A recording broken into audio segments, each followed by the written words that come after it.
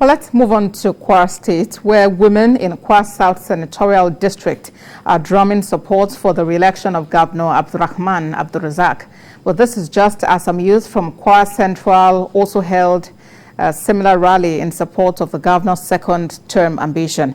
Before we get to that report, let's talk more about Section 84, subsection 12 of the newly amended Electoral Act, which is causing a lot of dust at the moment. I have joining me live via Zoom from Asaba, a legal practitioner, Rupert Irikefe. Thank you for joining us on TVC News at 7. You're one of the lawyers calling that Section 84, subsection 12 of the newly amended Electoral Act be upheld. Why are you supporting the call? Excuse me. I support that provision because it provides a level playing field for all aspirants. It provides a level playing field. It minimizes intimidation during the primaries of political parties, the primaries and conventions of political parties. You have a situation, for instance, where somebody is coming to a primary to run a primary election. He is using the resources of the government. He is using the resources. He is not using his personal resources. He is using every asset of government to intimidate political opponents, to run a personal campaign, which is immoral.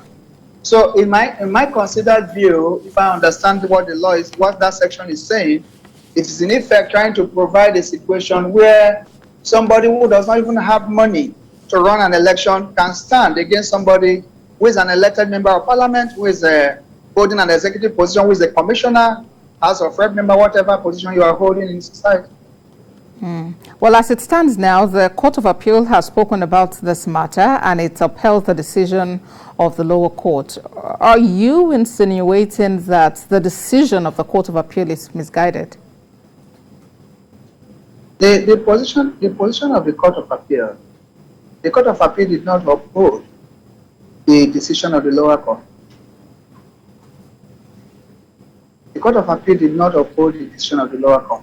The Court of Appeal held in one breath that, look, this provision has a tendency to exclude some persons.